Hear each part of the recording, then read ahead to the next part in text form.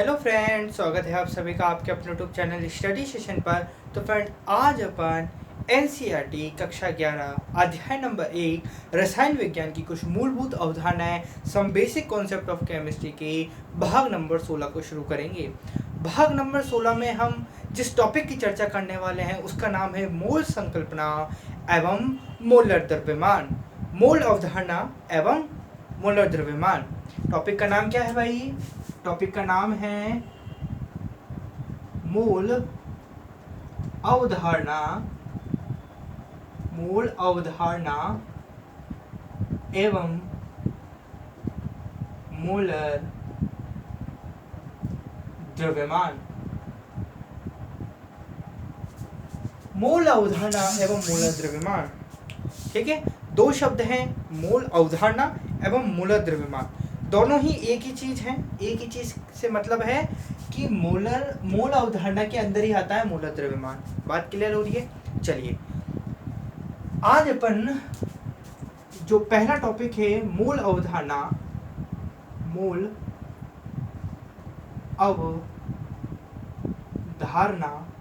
इसके विषय में जानेंगे कि मूल अवधारणा क्या होता है, मूल अवधारणा क्या है, मूल अवधारणा किसे कहते हैं। ऐसे तमाम प्रश्नों के जवाब आज अपन जानेंगे। और मूल अवधारणा के अंतर्गत यानी इसमें से न्यूमेरिकल्स आते हैं, आंकिक प्रश्न आते हैं, तो उन पर भी चर्चा करेंगे, ठीक है। अगर ये वाली वीडियो आपको अच्छी लगती है तो वीडियो को लाइक करें और इसी प्रकार से अन्य वीडियो पाने के लिए चैनल को सब्सक्राइब करें, शेयर करें अपने दोस्तों के साथ, ताकि इसी प्रकार से और पार्ट भी आ सके। अभी भी दो अपने टॉपिक बाकी हैं, प्रतिशत संगतता और स्टोइकोमेट्री। ये लास्ट टॉपिक है, उसके बाद अध्याय नंबर खत्म हो जाएगा, 1 खत्म हो जाएगा, उसके बाद अध्याय नंबर 2 पर अपन चलेंगे। बात करेंगे आज मूल अवधारणा की। बहुत अच्छी तरीके से समझेंगे, पूरा वीडियो देखेंगे तो एक एक बात को अच्छी तरीके से समझने वाले हैं। ध्यान से समझना, मूल अवधारणा क्या होता है। मूल अवधारणा का मतलब, मूल को इंग्लिश में अपन कहते हैं MOLE, मूल, और अवधारणा को कहते हैं CONCEPT, कॉन्सेप्ट, है ना। तो इंग्लिश में इस टॉपिक का नाम हो जाता है मूल कॉन्सेप्ट। बात क्लियर हो रही है? ठीक है सर। तो कॉन्सेप्ट का मतलब तो हमारे को पता है कि अवधारणा क्या होती है, कॉन्सेप्ट हम सीखते हैं। आप तो हमारे को ये बता दीजिए कि मोल का मतलब क्या होता है। अगर मुझे मोल का मतलब पता चल गया तो मुझे ये तो पता चल जाएगा, मेरी टॉपिक की शुरुआत हो जाएगी। यानी शुभारंभ मेरा मोल से होना चाहिए कि मोल का मतलब क्या है। तो यहाँ पर आप मुझसे पूछ रहे हैं कि सर मुझे मोल का मतलब बताओ कि मोल होता क्या है। तो मैं आपको बताऊंगा, सिंपल सा, सीधा साधा। जब मैं बोलूँ आप तभी लिखना। अभी आप सिर्फ बोर्ड पर देखिए, आराम से चीज़ों को समझिए। नोट्स आपके कहीं नहीं जाने वाले। जिस प्रकार से पीछे वाले वीडियो के आपके नोट्स तैयार हैं, उसी प्रकार से इस वाले वीडियो के भी नोट्स तैयार करवाऊंगा। टेंशन नहीं लेनी है, फ्री माइंड से, एकदम फ्रेश माइंड से आपको टॉपिक को समझना है। टॉपिक कहता है मोल अवधारणा और बात आती है मोल की। तो मोल क्या है इसको समझेंगे बहुत अच्छी तरीके से। मोल क्या है?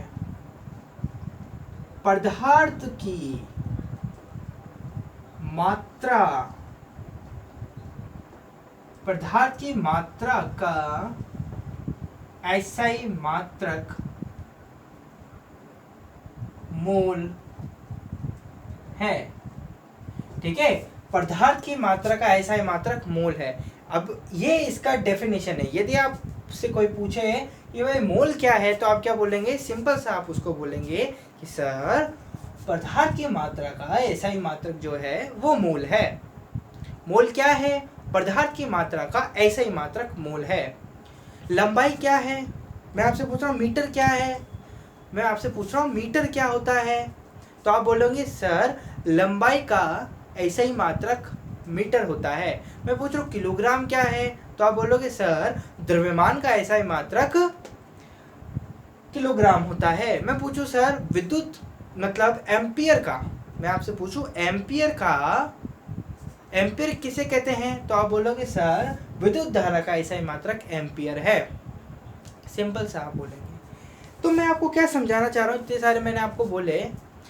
इतने सारे शब्द मैंने प्रयोग किए, इसका मतलब मैं आपको समझाना चाहता हूँ कि ये सिंपल सा ही जो मोल है, क्या है, मोल जो है वो क्या है, मात्रक है। क्या है भाई, मात्रक है। इसकी परिभाषा है अलग, लेकिन मैं आपको सिंपल तौर पे समझाना चाहता हूँ। मैं उस वे से समझाना चाहता हूँ जिस वे से आप इसके सवालों को कर सकेंगे, ठीक है। वैसे मोल की परिभाषा एक अन्य परिभाषा है। मोल को अगर आपसे कोई पूछे कि मोल किसे कहते हैं, तो आप ये भी जवाब दे सकते हैं कि कार्बन 12 के, ठीक कार्बन 12 के 12 ग्राम में उपस्थित परमाणु की संख्या ही मोल कहलाती है।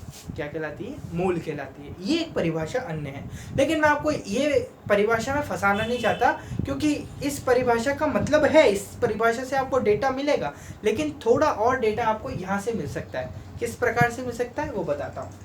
पदार्थ की मात्रा का ऐसा ही मात्रक। अब यहाँ पर 2-3 बातें आपको खटक रही होंगी। पदार्थ तो आप समझते ही हैं, पदार्थ कौन से, पदार्थ बहुत सारे होते हैं, रबड़, पेंसिल, मार्कर, बोर्ड, है ना, डस्टर, चौक, पेन, पेंसिल, ये सारे के सारे पदार्थ ऑब्जेक्ट्स हैं।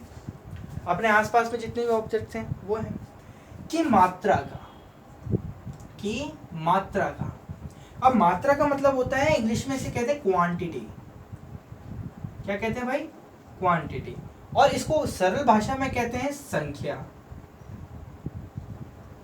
क्या कहते हैं भाई, संख्या कहते हैं। तो पदार्थ की संख्या, तो आप बोलेंगे सर पदार्थ की संख्या ज्ञात करने के लिए तो मेरे पास वास्तविक तौर पर बहुत सारे मात्रा के, यानी व्यवहारिक, यानी हम संसार की चीज़ों की बात करें, जैसे चौक, पेंसिल, समोसा, लड्डू, है, पर्दा, बहुत सारी बात के, मतलब जितने भी ऑब्जेक्ट्स अपने संसार में पाए जाते हैं, उनकी संख्या ज्ञात करने के लिए तो मेरे पास पहले से ही है। क्या है, जैसे मैं बोलता हूँ, एक शब्द आता है मेरे पास दर्जन। एक दर्जन बराबर होती है 12 वस्तुएं। तो मेरे पास ऐसा ज्ञात करने के लिए तो है कि एक दर्जन बराबर 12 वस्तुएं होती हैं, है ना। तो एक दर्जन बराबर 12 वस्तुएं हैं, ये तो मुझे पता है कि एक दर्जन बराबर 12 वस्तुएं। तो आप कौन से पदार्थ की मात्रा का बात कर रहे हैं, है ना। अगर मैं बोलता हूँ एक दर्जन से मतलब क्या, एक दर्जन बराबर 12 वस्तुएं, यानी पदार्थ जो है उसकी संख्या, है ना। मतलब एक दर्जन बराबर क्या हो सकता है, एक, अगर मैं बोलूं, देखिए यहाँ पर देखिए, एक दर्जन केले बोलूं तो मुझे कितने केले पकड़ाएगा, 12 केले पकड़ाएगा, ठीक है। अगर मैं उसको बोलूं, ठीक है, अगर मैं उसको बोलूं मुझे एक दर्जन समोसा दे दे बेटा, क्या दे दे, समोसा दे दे, तो वो मुझे 12 समोसे पकड़ाएगा। इसी प्रकार से अगर मैं उसको बोलूं एक दर्जन मुझे तो क्या पकड़ा दे, लड्डू पकड़ा दे, क्या पकड़ा दे, लड्डू पकड़ा दे, तो कितने लड्डू पकड़ाएगा, 12 लड्डू पकड़ाएगा। तो इससे आपको क्या समझ में आ रहा है कि पदार्थ की संख्या यानी मात्रा ज्ञात करने का तो व्यवहारिक तौर पर मेरे पास ये मात्रक है ना, दर्जन है, स्कोर है, ग्रॉस है ना। 12 वस्तु के लिए दर्जन यूज करते हैं, स्कोर के लिए 44 और मतलब और ग्रॉस के लिए 144 वस्तुएं जो होती हैं उसका प्रयोग करते हैं।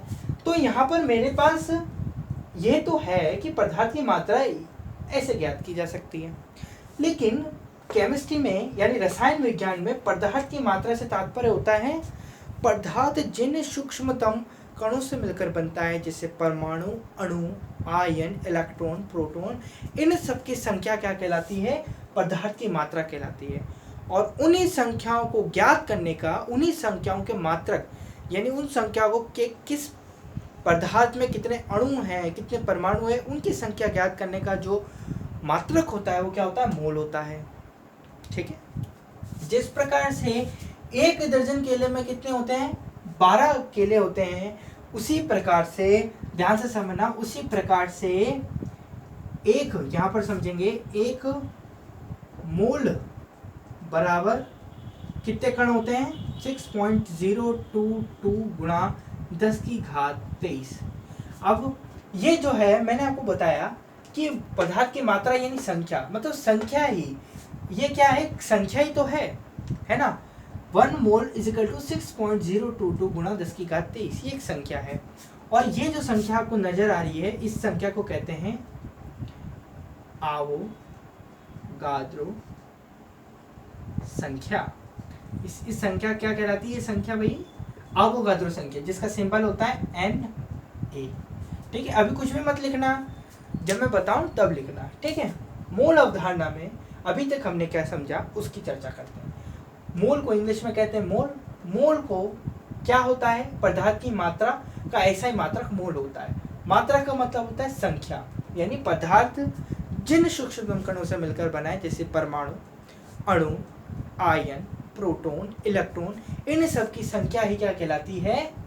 इन सब की संख्या को ज्ञात करने का, इन सब की संख्याओं को गिनने का मतलब गिनना है ना। एक शब्द आ रहा है गिनना।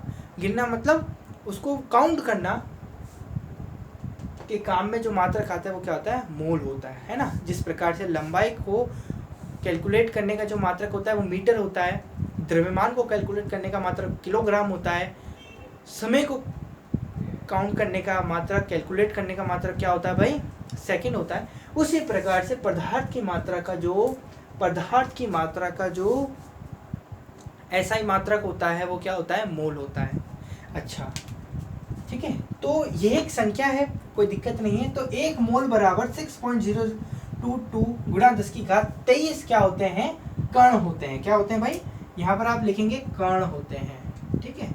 अच्छा, ठीक है, तो और ये संख्या क्या कहलाती है? आवोगाद्रो संख्या कहलाती है। तो मतलब आपने ये तो समझ लिया कि एक संख्या, जिस प्रकार से एक दर्जन केले बराबर 12 होते हैं, 12 केले होते हैं। एक दर्जन समोसा बराबर 12 समोसे।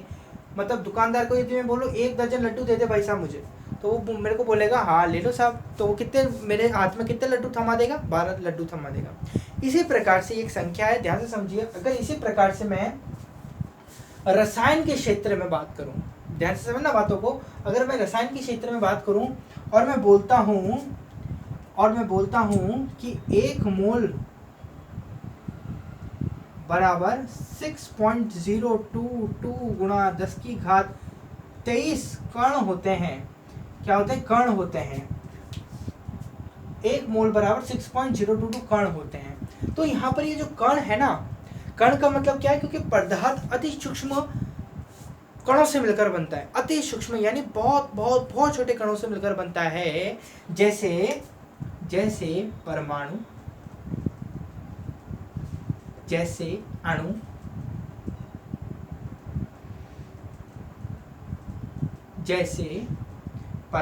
अणु, आयन, जैसे इलेक्ट्रॉन, क्योंकि हम देखते हैं इलेक्ट्रॉन से भी मिलकर बनता है, पढ़ रखा है हमने, और जैसे प्रोटॉन। तो कण की जब मैं बात करता हूं तो किसी पदार्थ के, कोई पदार्थ है मेरे पास, जैसे कि एक पदार्थ होता है, पदार्थ बहुत सारे तत्वों से मिलकर बनता है, तो बहुत सारे परमाणु से मिलकर बनता है। तो एक मोल में, उस पदार्थ के एक मोल में कितने कण उपस्थित होंगे? 6.022 गुणा 10 की घात 23 कण उपस्थित होंगे। यानी कि जिस प्रकार से मैंने एक दर्जन बराबर 12 वस्तुएं कहा था, तो मैंने एक दर्जन केले बराबर 12 लिए, एक दर्जन समोसा बराबर 12 लिया, एक दर्जन लड्डू बराबर 12 लिया। उसी प्रकार से देखना, उसी प्रकार से समझना यहाँ पर दोनों चीजों को रिलेट करके चलना, बातें समझ में आएगी। यहाँ हम बात कर रहे थे एक दर्जन बराबर 12 वस्तुएं, और यहाँ पर एक मोल बराबर 6.022 गुणा 10 की घात 23 कण बात कर रहे हैं। तो यहाँ पर वस्तुओं की जगह केला, समोसा, लड्डू आ रहा था। उसी प्रकार से कण की जगह यहाँ पर क्या आएगा? परमाणु, अणु, आयन, इलेक्ट्रॉन, प्रोटॉन आएंगे। बातों को समझेंगे। अगर मैं बोलता हूँ, यहाँ समझना, बातों को यहाँ समझना क्या कह रहे हैं। अगर मैं यहाँ बोलता हूँ कि एक मोल कार्बन, अच्छा यहाँ पर समझते हैं थोड़ा, यहाँ पर क्योंकि स्पेस की थोड़ी दिक्कत आ सकती है, इसलिए यहाँ पर बताता हूँ आपको। देखना, यहाँ समझना। अगर मैं बोलता हूँ एक मोल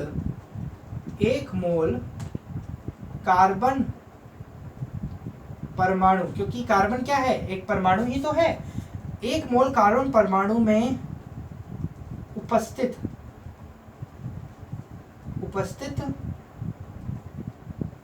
परमाणु की संख्या। अब मुझे बताइए परमाणु की संख्या कितनी है। एक मोल कार्बन परमाणु में उपस्थित परमाणु की संख्या कितनी है, यानी कि कितनी होगी बताइए। एक मोल, एक दर्जन केले में 12 वस्तुएं, तो मैं यहाँ बोल रहा हूँ एक मोल कार्बन परमाणु में उपस्थित परमाणु की संख्या कितनी होगी, कितनी होगी 6.022 गुणा 10⁻23 होगी। इसी प्रकार से जैसे परमाणु का अपन ने एक एग्जांपल ले लिया ये वाला, ठीक है, परमाणु को छोड़िए। अब लेते हैं अणु का एग्जांपल, जैसे एक केला ले लिया, केले का एग्जांपल ले लिया वस्तु के लिए। अब ऐसे ही समोसे का लेते हैं, समोसा मतलब अणु मान लीजिए, ठीक है। तो मैं बोलता हूं एक मोल H2 अणु में उपस्थित परमाणु की संख्या।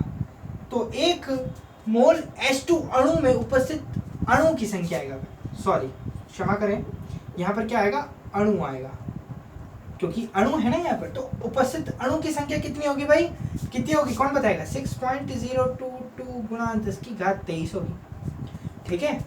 एक मोल H2 अणु में उपस्थित अणु की संख्या कितनी होगी, इतनी होगी। जिस प्रकार से एक दर्जन केले में 12 केले थे, एक दर्जन समोसे में भी 12 समोसे आएंगे। उसी प्रकार से एक मोल कार्बन परमाणु में उपस्थित 6.0022 गुणा 10⁻23 होंगे। एक मोल H2 अणु में उपस्थित अणु की संख्या 6.022 गुणा 10⁻23 होगी।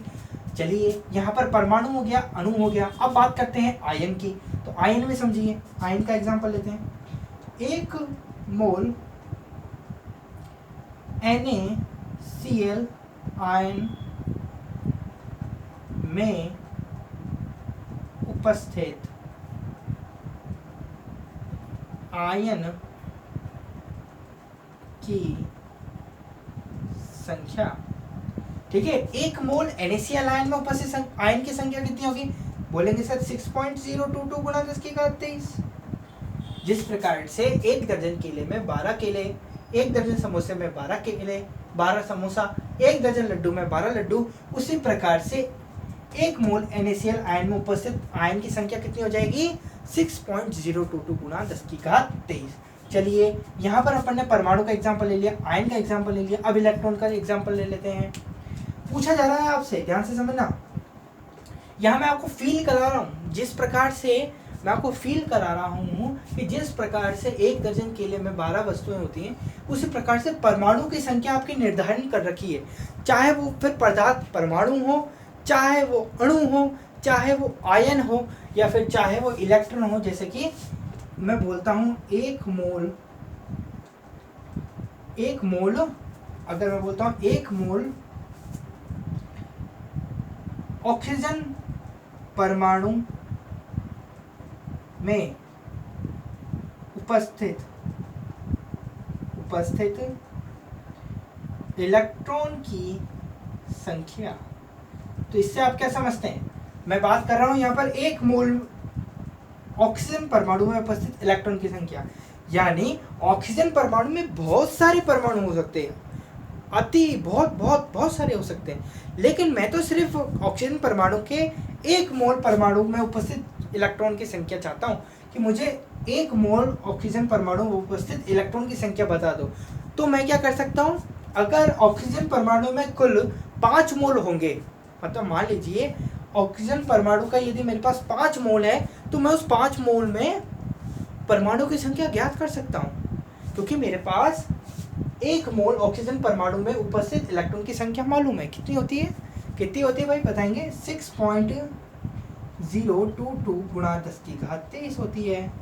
तो इसी प्रकार से हम प्रोटॉन का ले सकते हैं, ठीक है। तो इलेक्ट्रॉन का भी आप समझ गए, प्रोटॉन का भी समझ गए, यानी हमने एक मोल बराबर 6.022 गुणा 10⁻23 कण के विषय में, कण कुछ भी हो सकता है, चाहे वो परमाणु हो, चाहे वो अणु हो, चाहे वो आयन हो, चाहे वो इलेक्ट्रॉन हो, चाहे वो प्रोटॉन हो, सबके बारे में समझ लिया, ठीक है। चलिए इतनी बात तो हमने कर ली। इसका मतलब हमारे पास एक रिलेशन आ गया। हमारे पास जिस प्रकार से 1 मीटर बराबर 1/, 1000 किलोमीटर होता है, 1 किलोग्राम बराबर 1000 ग्राम होता है ना। उसी प्रकार से हमारे को पता चल गया कि 1 मोल बराबर 6.022 गुणा 10⁻23 कण होते हैं। तो इनके माध्यम से, इस डेटा के माध्यम से जो सवाल आते हैं उस पर अब अपन इसको इस रिलेशन को, ये क्या है भाई, ये कोई सूत्र नहीं है, ध्यान देना, सूत्र इसके माध्यम से भी बनाएंगे अपन। ये क्या है, कौन बताएगा, बार बार नाम ले रहा था मैं, संबंध है। ये क्या है भाई, संबंध है। संबंध किसका, यानी इंग्लिश में रिलेशन। संबंध किसके बीच में, जैसे संबंध होता है ना, फीमेल एंड मेल के बीच में संबंध है शादी का, ठीक है। पानी और अग्नि दोनों के बीच में संबंध है कि वो एक साथ नहीं मिलते हैं, कुछ ना कुछ रिलेशन है ना।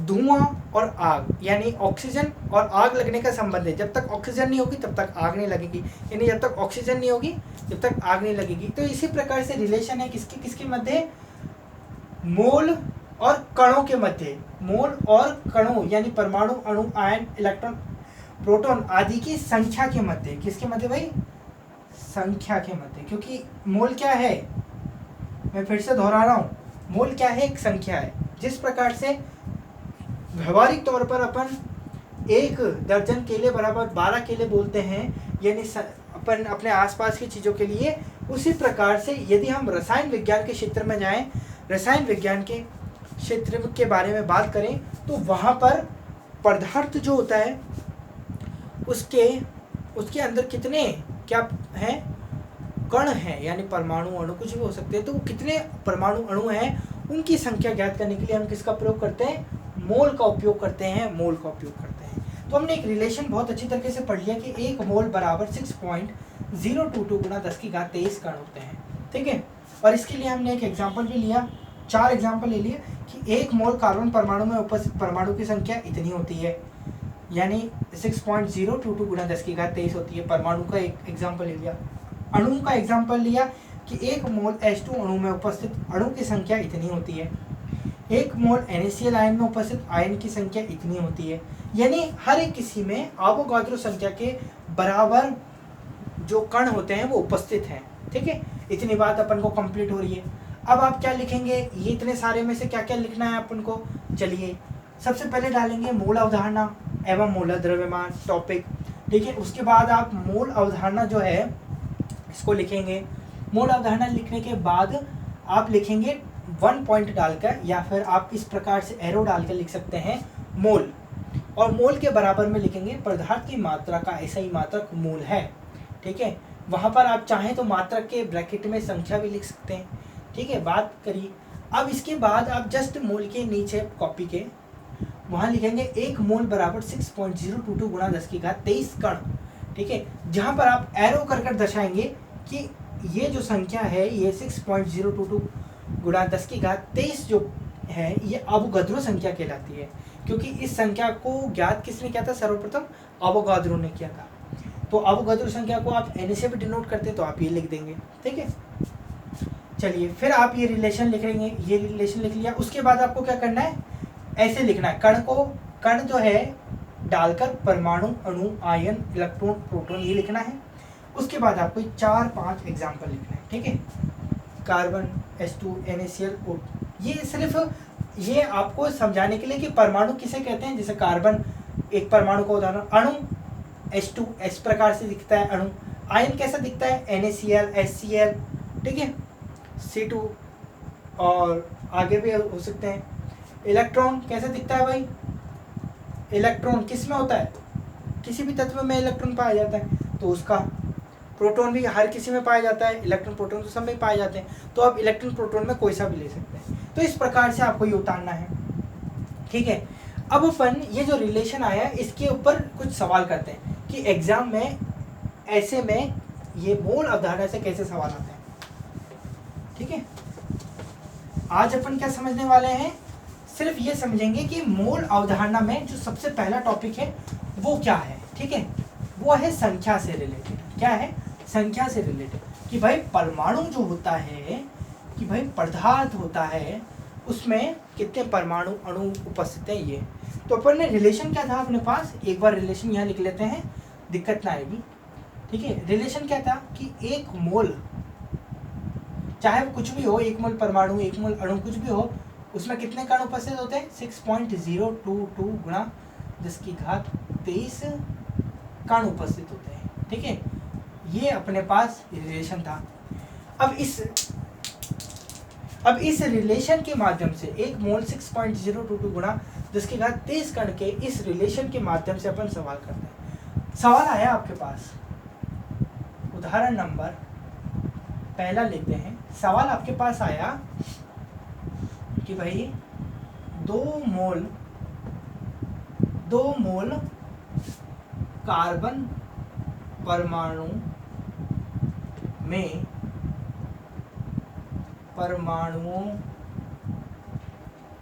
परमाणुओं की संख्या ज्ञात करो। सवाल क्या आया भाई, पढ़ के सुना देता हूं। 2 मोल कार्बन परमाणु में उपस्थित परमाणु की संख्या ज्ञात करो, यानी 2 मोल कार्बन परमाणु में कितने परमाणु उपस्थित होंगे, ये आपसे पूछा है। चलिए जानते हैं, हम जानते हैं क्योंकि अभी हमने पढ़ा है, चूंकि 1 मोल कार्बन परमाणु में उपस्थित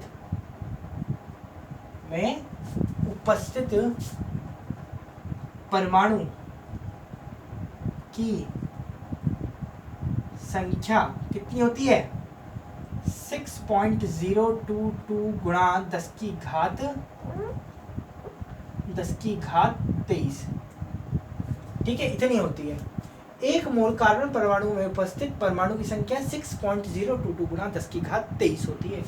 तो मुझे कितने मोलों में ज्ञात करना है, 2 मोलों में। तो क्या करूंगा, 2 मोल कार्बन परमाणु में उपस्थित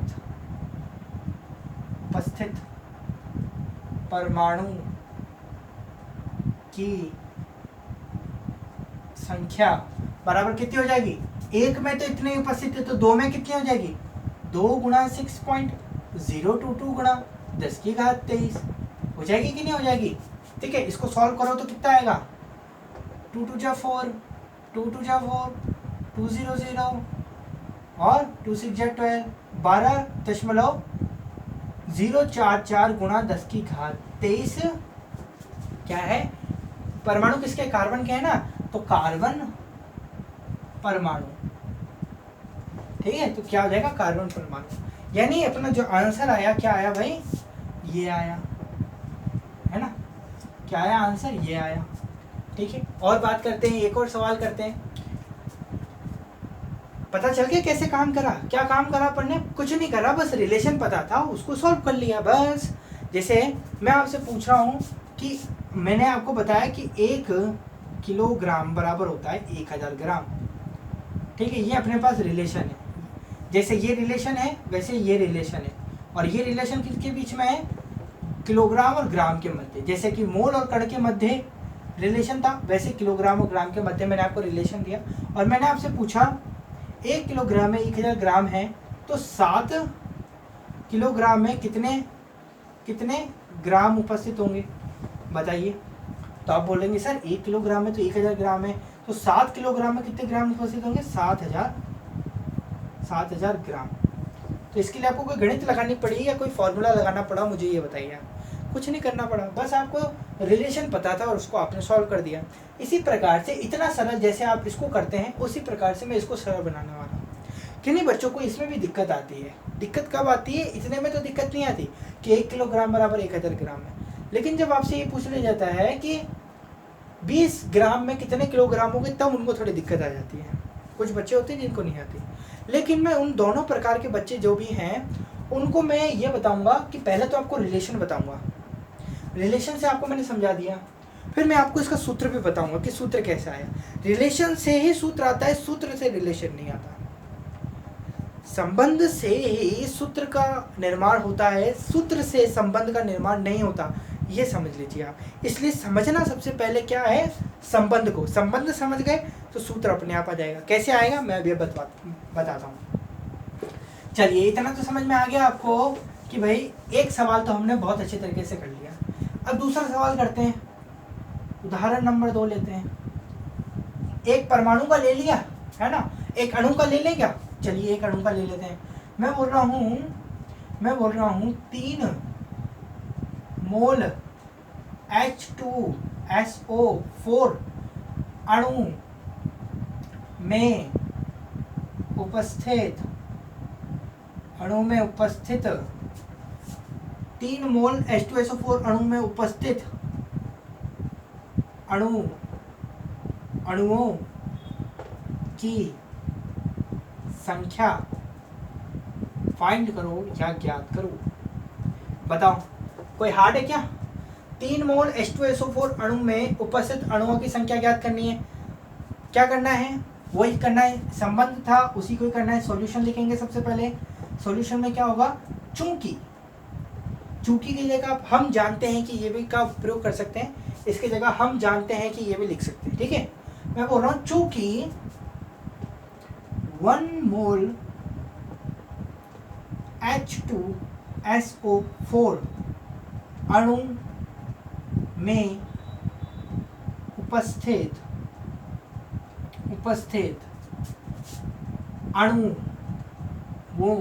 अणुओं की संख्या, मुझे नहीं पता कि 3 मोल H2SO4 अणु में उपस्थित अणुओं की संख्या कितनी है, लेकिन मुझे ये पता है कि 1 मोल H2SO4 अणु में उपस्थित अणुओं की संख्या कितनी है, आवोगाद्रो संख्या के बराबर। और आवोगाद्रो संख्या क्या है, 6.022 गुणा 10 की घात 23 H2SO4 अणु। क्या बात क्लियर? 1 मोल में H2SO4 अणु कितने हैं, इतने हैं। तो मुझे कितने के निकालने, 3 मोल के निकालने। तो देखिए 3 मोल H2SO4 अणु में उपस्थित अणुओं की संख्या बराबर कितनी हो जाएगी, 3 गुणा 6.022 गुणा 10 की घात 23। इसको सॉल्व करेंगे तो क्या आएगा भाई, करो सॉल्व। 3 2 जा 6, 3 2 जा 6, 3 0 0 066.6 3 जा 18, यानी 18 गुणा 10 की घात 23। ठीक है, इतने अणु उपस्थित होंगे। कितने? इतने H2SO4 अणु उपस्थित होंगे। ठीक है, तो एक आंसर अपने पास ये आ गया। ठीक है, एक आंसर अपने पास ये आ गया 18.066 गुणा 10 की घात 23। मतलब इतने H2SO4 के 3 मोल में इतने अणु उपस्थित होंगे। क्या आप इसको खोल कर लिखना चाहते हो, हैं कि ये इतनी बड़ी संख्या है, इतनी मतलब बड़ी संख्या है, तो ये आपको तो ये छोटी सी दिख रही होगी, लेकिन ये बहुत बड़ी संख्या है। क्या जानना चाहते हो कितनी बड़ी संख्या है ये? देखो कितनी बड़ी संख्या मैं आपको बताता हूँ। 18 0, देखना अगर मैं इसको सिंपल वैज्ञानिक संकेतन आप सबने पढ़ रखा है क्या मेरे से? वैज्ञानिक संकेतन का जो टॉपिक था, जो मैंने आपको पहले बताया था इसी चैप्टर का, वो पहला था जिसके माध्यम से आप ऐसी बड़ी संख्या को खोलकर भी लिख सकते हो, और वो जो अभी अपन देखने वाले हैं इतनी बड़ी संख्या, उसको ऐसे रूप में भी लिख सकते हो। क्या ये आता है आपको लिखना? नहीं आता है तो मैं बताता हूँ। ये जो पॉइंट है, इसको यदि मैं यहाँ हटा दूँ, यानी इस तरफ में ले जाऊँ, तो मेरे पास सिंपल सी कैसी संख्या आ जाएगी, 18066 है ना, ये आ जाएगी। लेकिन हम ऐसी थोड़ी ना हटा सकते। अगर हम दशमलव को यानी इस पॉइंट को कितने हटा रहे हैं, 1 2 3, मतलब 3 मैंने संख्या हटाई, 3 संख्या हटाई। राइट हैंड साइड पर जब हम बिंदु को खिसकाते हैं, राइट हैंड साइड पे यानी दाहिनी तरफ अपन बिंदु को खिसकाते हैं, तो जो 10 की घात लगती है वो कितनी लगती है, 10 की घात माइनस में लगती है, 10 की घात माइनस में लगती है। और माइनस ये कितने होगा, -1 होगा, 2 होगा, 3 होगा, कब होगा, यानी अपन ने बिंदु से, ये जो बिंदु है, ये जो पॉइंट है, इससे कितनी संख्या को खिसकाया है, मतलब इस बिंदु से कितनी संख्या को खिसकाया। तो कितनी संख्या को खिसकाया, 1 को पीछे छोड़ा, 2 को पीछे छोड़ा, 3 को पीछे छोड़ा, यानी 3 संख्या को, यानी 10 की घात -3 हो जाएगा। तो 10 की घात -3 हो जाएगा, तो बेस सेम पावर हेड।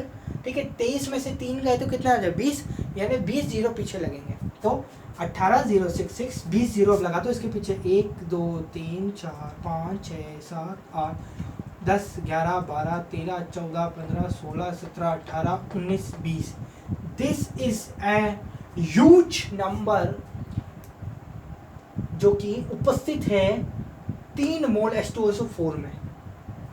इतना बड़ा नंबर, इतना बड़े नंबर को क्या कहते हैं ये भी नहीं पता हमारे को, तो इतना बड़ा नंबर है। वैसे इस नंबर को कुछ कहते हैं, क्या कहते हैं? हेक्साइल कहते हैं। हेक्साइल क्या कहते हैं भाई? हेक्साइल कहते हैं।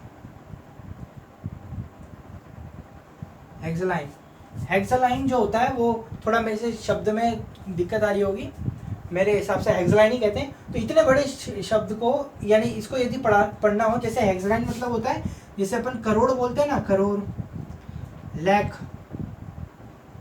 है ना, करोड़, लाख, है ना, 1000, उसी प्रकार से क्या होता है? हेक्सालाइन होता है, मतलब इतने सारे जीरो। ठीक है, तो इतनी बड़ी संख्या, मतलब इतने सारे परमाणु कहाँ उपस्थित हैं? 3 मोल H2SO4 में इतने सारे अणु उपस्थित हैं। मतलब समझ में आ गया होगा आपको? ठीक है, तो ये मैं आपको बताना चाहता था। तो कितनी बड़ी संख्या है ये मैं आपको बताना चाहता था। अब वापिस से आ जाइए सवाल में। मैंने आपको 2 सवाल कराए।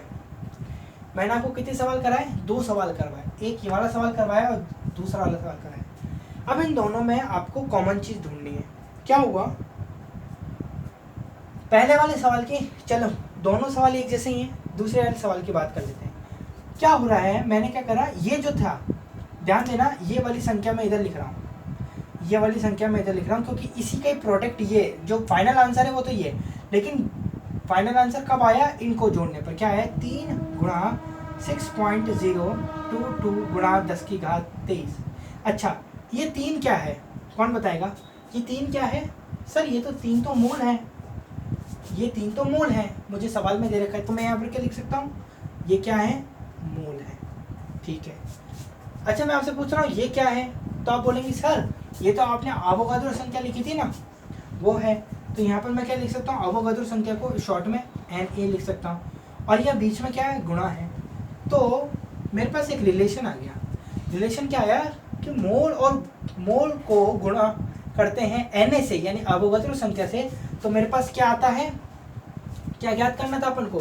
3 मोल H2SO4 में अणु में उपस्थित अणुओं की संख्या। यहाँ पर अणु था, यहाँ पर परमाणु था। कभी और सवाल में आयन आ जाएगा, किसी में इलेक्ट्रॉन आ जाएगा। तो मैं एक वर्ड दूं, एक ऐसा वर्ड लिखूं जिसमें सबके सब आ जाए। तो मैंने आपको स्टार्टिंग में बताया था उस वर्ड को क्या कहते हैं? कण कहते हैं। तो यहाँ पर किसकी? अणुओं की संख्या बोल रहे हैं, तो यहाँ पर किसकी संख्या हो जाएगी? कणों की संख्या। यानी मेरे पास यहाँ पर बहुत अच्छी तरीके से एक फॉर्मूला बना दिया हमने। अगर जो बच्चे इतना बड़ा नहीं लिख सकते, जैसे कि मैंने ये लिखा है 1 मोल में इतने, 2 मोल में इतने, है ना, अगर इतना नहीं उनको जोर आता है लिखने में, तो सिर्फ वो इतना लिख सकते हैं। वो क्या लिख सकते हैं? सिर्फ ये फॉर्मूला अप्लाई कर सकते हैं। अच्छा, फॉर्मूला क्या है? कि यदि आपको कणों की संख्या ज्ञात करनी है और आपको मोल दे रखे हैं और एवोगाड्रो संख्या तो आपको पता ही है, तो आप किस प्रकार से इसको सॉल्व करेंगे? कणों की संख्या बराबर होती है मोल गुणा Na, जिसका प्रयोग अपन ने यहाँ पर भी करा। क्या करा? हमारे को 2 मोल कार्बन परमाणु में परमाणु की संख्या ज्ञात करनी थी। तो मोल मुझे दे रखे थे 2 मुझे दे रखे थे, और Na मेरे को दे रखा था कितना? 6.022 गुणा 10 की घात 23। ये मुझे मालूम था। तो मैं क्या करूँगा? मैंने क्या करा यहाँ पर? मैंने क्या करा? देखो, 2 जो कि मोल था, Na जो मेरे पास एवोगाड्रो संख्या थी, ये वाली, मैंने इन दोनों को मल्टीप्लाई करके ही तो ये आंसर निकाला है ना। तो आप इस आंसर को ये ना लिखकर आप ये भी लिख सकते हैं, चूंकि कणों की संख्या बराबर मोल गुणा Na होता है, इसलिए कणों की संख्या बराबर 2 गुणा एवोगाड्रो संख्या, और मिलाकर आप ये लिख सकते हैं। ठीक है, इसी प्रकार से मैंने इस सवाल को भी सॉल्व करा। यहाँ पर जो 3 है वो क्या है? मोल है। एवोगाड्रो संख्या से मैंने इसको मल्टीप्लाई कर दिया, तो 3 मोल में इतने कणों की संख्या आ गई मेरे पास, इतने कणों की संख्या आ गई। ठीक है, ये मस्त है भैया, बहुत जरूरी है ये फॉर्मूला। मोल संकल्पना में ये बहुत जरूरी है। क्या है? कणों की संख्या बराबर मोल गुणा Na। अब यहाँ पर दिमागदार बच्चे बोलेंगे, यहाँ से दिमागदार बच्चों का दिमाग चलेगा, दिमाग के घोड़े दौड़ेंगे, और वो बोलेंगे सर यहाँ से एक और फॉर्मूला फाइंड किया जा सकता है, और वो फॉर्मूला हो सकता है मुझे मोल ज्ञात करने हो। यदि मुझे कणों की संख्या दे दी जाए, यानी मुझे ये दे दिया जाए और पूछ लिया जाए कि इतने कणों में H2SO4 के इतने अणुओं में कितने मोल होंगे, तो मैं इस फॉर्मूले से ज्ञात कर सकता हूँ कि नहीं कर सकता? कैसे करोगे? देखो यही फॉर्मूला बना लो। कैसे? मोल, इसको इधर ही रखो और इसको इधर ले आओ, तो ये गुणा में था, यहाँ जाके किसी में हो जाएगा? भाग में। तो कणों की संख्या बटा Na मतलब 6.022 गुणा 10⁻23। ठीक है, ये संख्या आप याद रखेंगे। जिस प्रकार से पहले वाले में था कि AMU को ग्राम में चेंज करने के लिए क्या था कि एक AMU बराबर 1.66 गुणा 10⁻24 थी, है ना? तो उसी प्रकार से ये आपको ये वाले संख्या, यानी दो संख्या अभी तक आ चुकी है। पहली एक AMU में कितने ग्राम होते हैं? 1.66 गुणा 10⁻24 ग्राम होते हैं। उसी प्रकार से एक मोल में 6.022 गुणा 10⁻23 कण होते हैं। तो ये रिलेशन अपन को दो याद रखना है। यानी दूसरा रिलेशन क्या आ गया अपने पास? ये वाला आ गया। मतलब इन दो रिलेशन से अपन अपना ये वाला जो सवाल है, मोल संकल्पना है, उसको सॉल्व कर सकते हैं। चलिए, कणों की संख्या का तो मैंने आपको बहुत सारे एग्जाम्पल करा दिए। 2 एग्जाम्पल यहाँ करा दिए, 4 एग्जाम्पल पीछे करा दिए, यानी 6 एग्जाम्पल तो मैंने यहाँ करा दिए। अब कुछ सवाल इसके भी तो कर लो, है ना? कुछ सवाल इसके भी कर लो। कौन सा लेके कि मोल कैसे ज्ञात करते हैं? तो चलिए इसी को ही आगे बढ़ाते हैं। देखना,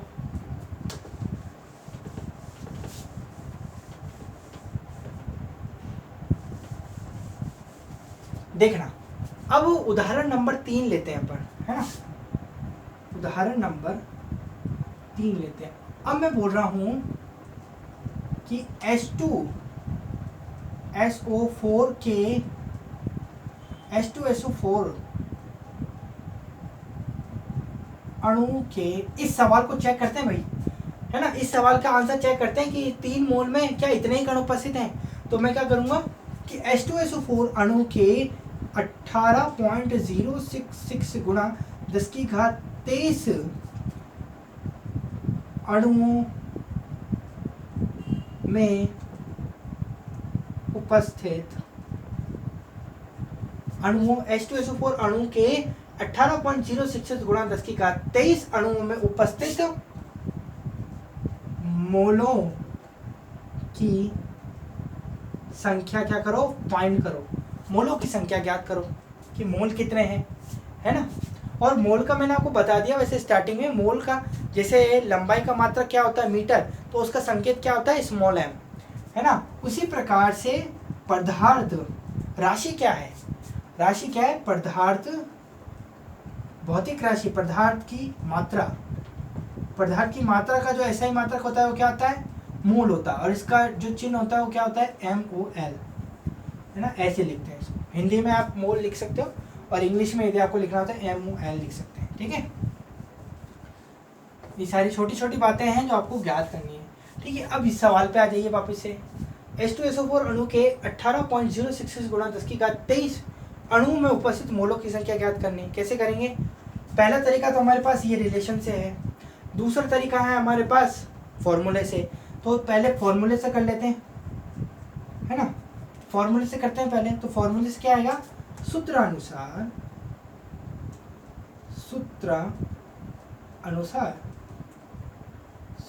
यानी सूत्र क्या था कि सूत्र क्या था कि मोल बराबर क्या होते हैं? मोल बराबर होता है कणों की संख्या बटा Na यानी अवोगाद्रो संख्या। तो मोल की जब आपको संख्या ज्ञात करनी हो तो यह वाला फॉर्मूला, और जब कणों की संख्या आपको ज्ञात करनी हो तो कणों की संख्या बराबर मोल गुणा Na, है ना? तो अब मोलों की संख्या ज्ञात करनी है। तो कणों की संख्या कितनी दे रखी है? 18.066। ये इसको इधर ही लिख लो, जगह वेस्ट करने से क्या मतलब, आगे काम आएगी। ठीक है, 18.066 गुणा 10⁻23 बटा Na कितना होता है? 6.022 गुणा 10⁻23। अब 23 से 23 गया, और जब आप इसको काटोगे, इसको जब काटोगे तो ये कितनी बार कटेगा? 3 बार कटेगा। कैलकुलेशन करके देखना, कैलकुलेटर से कैलकुलेशन करके देखना कितने आएंगे? 3 आंसर आएगा। तो 3 मोल आ गया आंसर, है ना? यही तो था। पहला सवाल था कि 3 मोल H2SO4 अणु में उपस्थित अणुओं की संख्या ज्ञात करो। तो हमने अणुओं की संख्या कितनी ज्ञात करी थी? इतनी। हमने इसको क्रॉस कर दिया। कैसे क्रॉस करा? हमने बोल दिया कि H2SO4 अणु के 18.066 गुणा 10 की घात 23 अणुओं में उपस्थित मोलों की संख्या ज्ञात करो। तो हमने वो ज्ञात करी, तो कितनी आ गई? 3 मोल आ गए। अब इसको यदि रिलेशन से करें, इसी सवाल को रिलेशन से करें तो कैसे करेंगे? अगर बच्चा अभी शुरू से ये वाले पैटर्न को फॉलो करता आ रहा है तो उसके हिसाब से कैसे होगा? चूंकि सबसे पहले अपन इसमें क्या कहते हैं, चूंकि H2SO4 अणु के 6.022 गुणा 10 की घात 23 अणुओं में उपस्थित मोलों की संख्या बराबर कितनी है? 1 मोल, है ना। H2SO4 अणु के 6.022 गुणा 10 की घात 23 अणु में उपस्थित मोलों की संख्या कितनी है? 1 मोल है ना। तो H2SO4 अणु के एक अणु में उपस्थित मोलों की संख्या 6.022 गुणा 10 की घात 23 अणु में उपस्थित है 1 मोल। तो एक अणु में, मतलब एक अणु लूं मैं किसका? H2SO4 का एक अणु लूं, सिर्फ 1 अणु, तो उसमें कितने मोल उपस्थित होंगे? क्लियर करेंगे बातों को। 1 मोल में कितने उपस्थित होंगे? इसका भाग दे देंगे, है ना भाई। 10 चॉकलेट, ध्यान से समझना, 10 चॉकलेट कितने रुपए की है? 50 रुपए की है। 10 चॉकलेट नहीं, 50 चॉकलेट 10 रुपए की हैं। 50 चॉकलेट 10 रुपए की हैं, तो एक चॉकलेट कितने रुपए की होगी? 50/10 यानी कि 5 रुपए की होगी। इसी प्रकार से 6.022 गुणा 10 की घात 23 अणुओं में कितने मोल उपस्थित हैं? 1 मोल उपस्थित हैं। तो एक अणु में कितने मोल उपस्थित होंगे?